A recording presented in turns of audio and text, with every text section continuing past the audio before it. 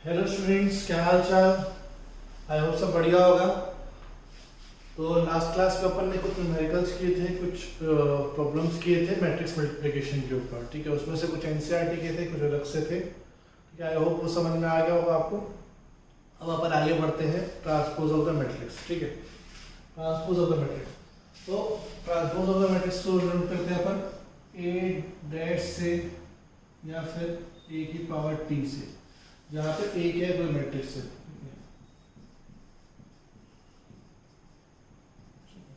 अगर ए कोई मैट्रिक्स है तो उसका ट्रांसपोज क्या होगा, ए डैश होगा या ए की पावर टी होगी। समझ में आएंगे। ठीक है, ऐसे डिनोशन है इसका, अपन ऐसे इसको डिनोट करते हैं। क्लियर है ये। ठीक है, तो ए डैश या ए की पावर टी से अपन उसको डिनोट करते हैं। और ट्रांसपोज ऑफ द मैट्रिक्स होता क्या है।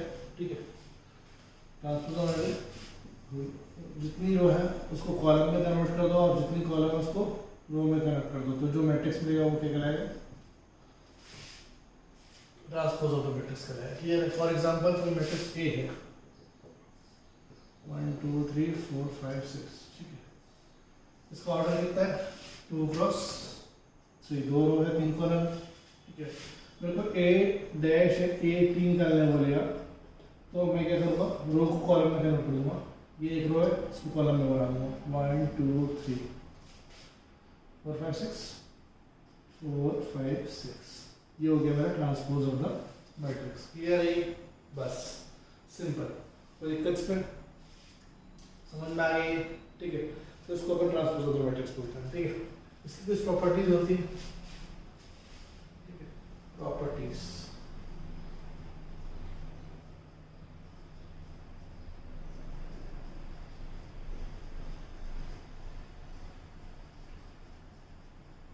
पहली प्रॉपर्टी, ट्रांसपोज का ट्रांसपोज करो तो वापस वही मैट्रिक्स मिल जाएगा। ठीक है, मान लो इसको मैं फिर से ट्रांसपोज करता हूँ, इसको फिर से ट्रांसपोज करूँगा तो क्या होगा, ए ट्रांसपोज का ट्रांसपोज। तो अब जो रो है वो कॉलम बन जाएगा। ठीक है, तो 1 4 1 4, दूसरी रो 2 5 2 5 3 6 3 6, तो वापस वही ए मैट्रिक्स आएगा। ठीक है, तो ट्रांसपोज का ट्रांसपोज करोगे तो वापस वही मैट्रिक्स आ जाएगा। क्लियर है ये। ठीक है, सेकेंड, ए प्लस बी की पावर अगर मैं टी करता हूँ, ठीक है, मतलब कि दो मैट्रिक्स का सम करके उसका ट्रांसपोज करें या ट्रांसपोज करके सम करें, कुछ फर्क नहीं पड़ता। समझ में आएगी। तो दो मैट्रिक्स का सम करके ट्रांसपोज करें या ट्रांसपोज करके सम करें, ठीक है, तो कुछ फर्क नहीं पड़ता। क्लियर है। ठीक है, थर्ड प्रॉपर्टी होती है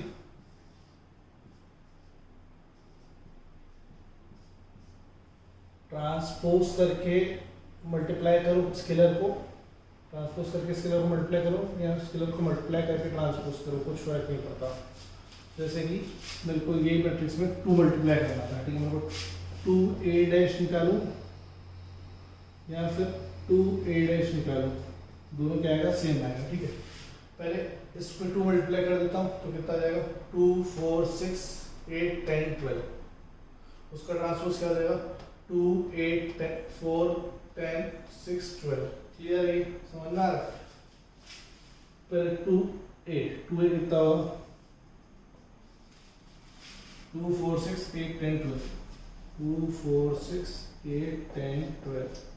8 2a हुआ, इसका ट्रांसपोज क्या होगा, 2a का ट्रांसपोज क्या होगा, 2 8 4 10 6 12। क्लियर है ये। यार ट्रांसपोज करके 2 मल्टीप्लाई करोगे, ट्रांसपोज है पहले से, इसमें 2 मल्टीप्लाई करोगे तो क्या आएगा, 2a ट्रांसपोज क्या आएगा, 2 8 10 12 सॉरी 4 10 6 12, वही वापस आया। ठीक है, तो ट्रांसपोज करके स्केलर मल्टीप्लाई करो चाहे स्केलर मल्टीप्लाई करके ट्रांसपोज करो, कुछ फर्क नहीं पड़ता। क्लियर है। लास्ट प्रॉपर्टी इंपॉर्टेंट है। ठीक है,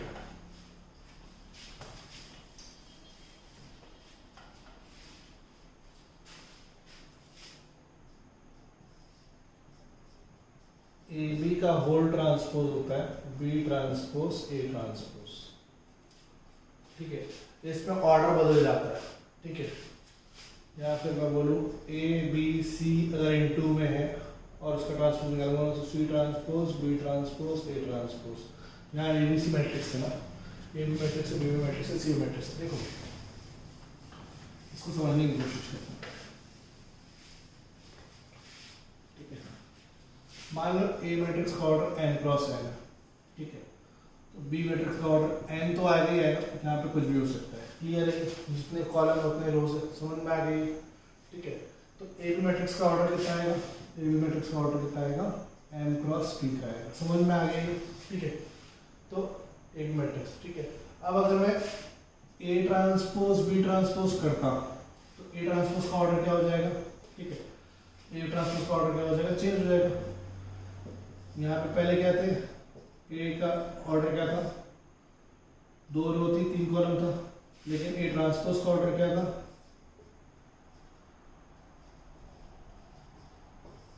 3 रो थी 2 कॉलम था, तो ऑर्डर इंटरचेंज हो जाता है, ठीक है। ट्रांसपोज में ऑर्डर क्या हो जाता है, इंटरचेंज हो जाता है। तो ए ट्रांसपोज का ऑर्डर क्या हो जाएगा, उल्टा हो जाएगा, एन क्रॉस एन, और बी ट्रांसपोज क्या हो जाएगा, पी क्रॉस एन। तो ये दोनों तो सेम है ही नहीं, तो मल्टीप्लिकेशन पॉसिबल ही नहीं। इसी कारण ए बी होल ट्रांसपोज क्या होगा, ए ट्रांसपोज बी ट्रांसपोज नहीं होगा। समझ में आ रहा है, क्लियर है ये, ठीक है। अब देखो, मान लो बी ट्रांसपोज ए ट्रांसपोज करता है, तो बी ट्रांसपोज का ऑर्डर कितना होगा, पी क्रॉस एन, और ए ट्रांसपोज का ऑर्डर कितना होगा, एन क्रॉस एन। तो बी ट्रांसपोज ए ट्रांसपोज का ऑर्डर कितना होगा, पी क्रॉस एन, समझना है, पी क्रॉस एन, क्लियर है, ठीक है। तो बी ट्रांसपोज ए ट्रांसपोज का ऑर्डर कितना होगा, पी क्रॉस एन, ठीक है। ए बी का ऑर्डर कितना है, एन क्रॉस पी, तो ए बी ट्रांसपोज का ऑर्डर कितना होगा, पी क्रॉस एन, दोनों सेम है, P cross N P cross N, ठीक है। तो इन शॉर्ट ये याद रखें कि ए बी होल ट्रांसपोज क्या होता है, बी ट्रांसपोज ए ट्रांसपोज। समझ में आई, ठीक है। एक बार फिर से करते हैं, ध्यान से सुनना। देखो,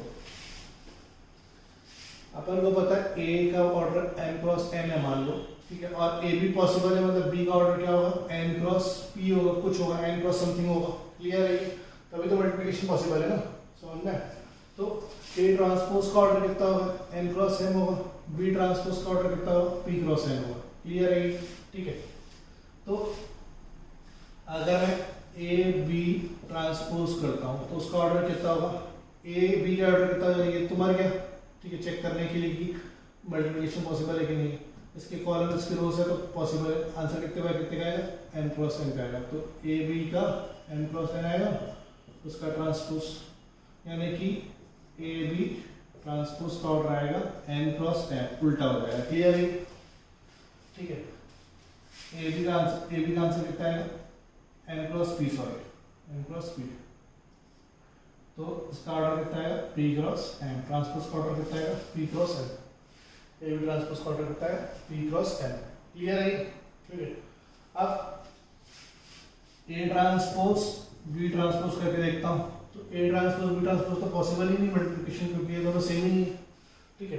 तो बी ट्रांसपोज ए ट्रांसपोज करके देखता हूँ, बी ट्रांसपोज ए ट्रांसपोज करके देखता हूँ। बी ट्रांसपोज में क्या आएगा, पहले पी क्रॉस एन आएगा, फिर एन क्रॉस एन आएगा, ये दोनों सेम है क्या, ये दोनों सेम है, तो बी ट्रांसपोज ए ट्रांसपोज का ऑर्डर कितना आएगा, पी क्रॉस एन, जो कि दोनों सेम है, क्लियर है ये, ठीक है। तो ए बी होल ट्रांसपोज क्या होता है, बी ट्रांसपोज ए ट्रांसपोज, उल्टा चल रहा है।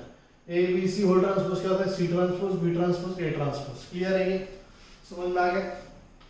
ये हो गई इसकी कुछ प्रॉपर्टीज, ठीक है।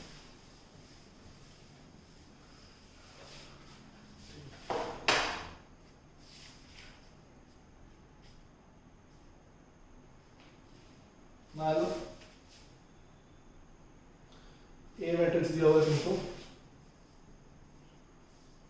-1 2 3, बी मैट्रिक्स दिया हुआ -2 -1 -2 -1 -4, ठीक है। वेरीफाई करना है, verify A B whole transpose equals to B transpose A transpose. ये वेरीफाई करना है, मतलब ये प्रॉपर्टी को वेरीफाई करना है, ठीक है, क्वेश्चन की मदद से। तो कैसे करेंगे देखो, सबसे पहले तो ए भी निकालना पड़ेगा, तो इन दोनों को इनटू कर देते हैं। पहले एलएचएस से चालू करते हैं। एलएचएस क्या होगा, ए इंटू बी, ए मैट्रिक्स इंटू बी मैट्रिक्स क्या होगा, -1 2 3 -2 -1 -4, ठीक है। इसका कितनी रो है, 3 रो है, कॉलम कितना है, 1 है। कितनी रो है, 1 रो है, 3 कॉलम है, ठीक है। क्या number of rose number of column के बराबर है, हाँ है, तो मल्टीप्लिकेशन पॉसिबल है, ठीक है। तो आंसर कितने बाय कितने का आएगा, 3/3 का आएगा। और 3/3 का मैट्रिक्स कितना कैसा है, A11 A12 A13 A21 A22 A23 A31 A32 A33, ऐसा दिखता है, कोई दिक्कत इसमें। तो ए बी मैट्रिक्स A1 में पहली रो पहला कॉलम, तो पहली रो पहला कॉलम, पहली रो पहला कॉलम, तो यानी कि कितना आ जाएगा, -1 इंटू -2 यानी कि 2। फिर A12 पहली रो दूसरा कॉलम, पहली रो दूसरा कॉलम, पहली रो दूसरा कॉलम, -1 इंटू -1 1, पहली रो तीसरा कॉलम, पहली रो तीसरा कॉलम 4, दूसरी रो पहला कॉलम, दूसरी रो पहला कॉलम -4, दूसरी रो दूसरा कॉलम -2, दूसरी रो दूसरा तीसरा कॉलम -8, तीसरी रो पहला कॉलम, तीसरी रो पहला कॉलम -6, तीसरी रो दूसरा कॉलम -3 -12। ये तुम्हारा आ गया ए बी, ठीक है। अब क्या निकालना है, ए बी ट्रांसपोज निकालना है, ठीक है। तो एलएचएस यहाँ से स्टार्ट हुआ, एलएचएस क्या होगा, A B transpose, A B transpose जो रो है उसको कॉलम बनाएंगे, ये रो है तो इसको कॉलम बनाएंगे, 2 1 4 -4 -2 -8 -6 -3 -12, ठीक है। तो ये ए बी ट्रांसपोज आ गया, समझ में आ गया, ठीक है। अब बी ट्रांसपोज ए ट्रांसपोज निकालना है, तो बी ट्रांसपोज क्या होगी, कॉलम बन जाएगा, बी ट्रांसपोज हो जाएगा -2 -1 -4, और ए ट्रांसपोज क्या हो जाएगा, रो बन जाएगी -1 2 3, समझ में आ गई, ठीक है। जो रो है वो कॉलम बन जाएगा, जो कॉलम है वो रो बन जाएगा, ठीक है। अब बी ट्रांसपोज ए ट्रांसपोज निकालना है, जो कि मेरा आरएचएस होगा, यानी कि पहले बी आएगा -2 -1 -4, फिर ए आएगा -1 2 3। इसका ऑर्डर कितना है, इसका ऑर्डर है 3 क्रॉस 1, इसका ऑर्डर कितना है 1 क्रॉस 3, 3 रो है, एक कॉलम है, एक कॉलम है, एक रो है, 3 कॉलम, समझ में आया। इसका भी आंसर कितना हमको कहते आने वाला, ये आने वाला है 3 क्रॉस 3 आने वाला। तो बी ट्रांसपोज ए ट्रांसपोज, ठीक है। पहली रो पहला कॉलम, पहली रो पहला कॉलम, तो 4, तो पहली रो दूसरा कॉलम -4, पहली रो तीसरा कॉलम -6, देखो -2 -2 इंटू -1 2 है, तो ये आ गया पहला वाला, ठीक है। फिर दूसरी रो पहला कॉलम, दूसरी रो पहला कॉलम 1, दूसरी रो -2 -3 4 -8 -12, देखो सेम आया, ठीक है। और ये क्या हो गया, वेरीफाई हो गया, क्लियर है, कोई दिक्कत इसमें, समझ में आ गया, ठीक है। तो ये हो गया ट्रांसपोज और उसकी स्विफ्ट प्रॉपर्टीज, ठीक है। अब बहुत सारे ऐसे क्वेश्चन बन सकते हैं, ठीक है, ट्राई करना इसको, नहीं बनेगा तो पूछना। अभी अपन आगे बढ़ते हैं टाइप्स ऑफ मैट्रिक्स पे, ठीक है। ट्रांसपोज के हिसाब से टाइप्स ऑफ मैट्रिक्स कैसे होता है, 2 टाइप के मैट्रिक्स होते हैं, सिमेट्रिक मैट्रिक्स और स्क्यू सिमेट्रिक मैट्रिक्स, ठीक है। ट्रांसपोज कंडीशन पे डिपेंडेंट 2 टाइप के मैट्रिक्स होते हैं, सिमेट्रिक मैट्रिक्स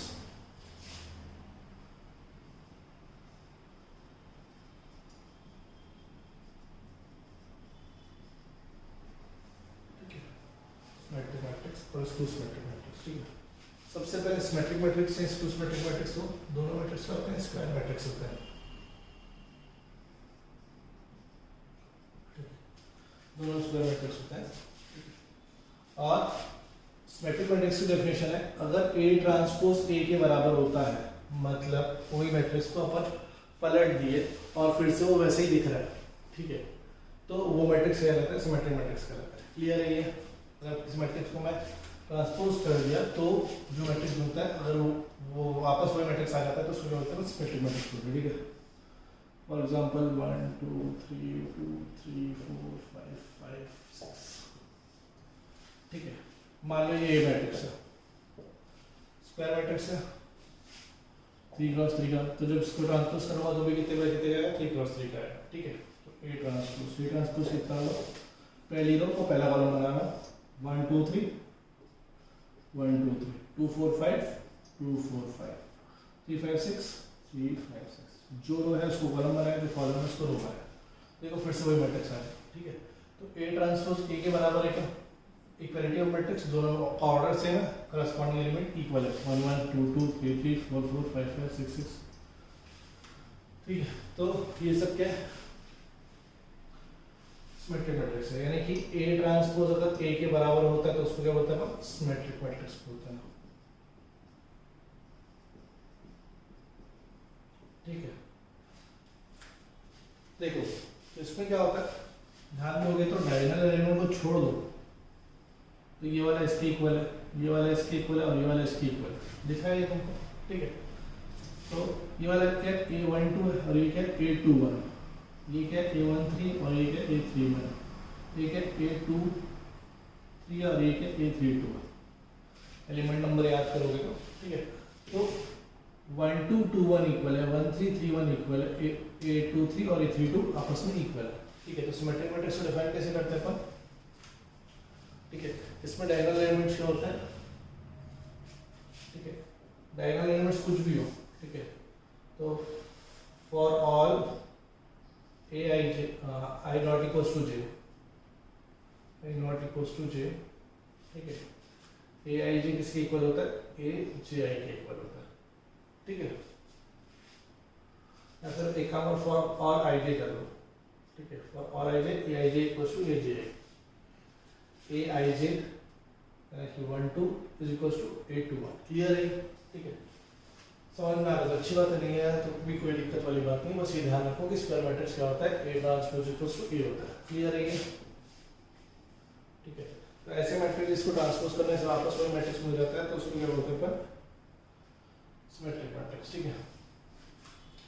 फिर आते हैं अपन क्यू सिमेट्रिक मैट्रिक्स में, इस Q symmetric matrix, Q symmetric matrix क्या होते हैं, ये भी कौन से मैट्रिक्स होते हैं, स्क्वायर मैट्रिक्स होते हैं, ठीक है। यहाँ पे ए ट्रांसपोज होता है माइनस ऑफ ए के इक्वल, मतलब नेगेटिव ऑफ ए आएगा, क्लियर, से माइनस का फर्क आएगा, ठीक है। तो एग्जांपल ले लेते पहले, ए मान लो ए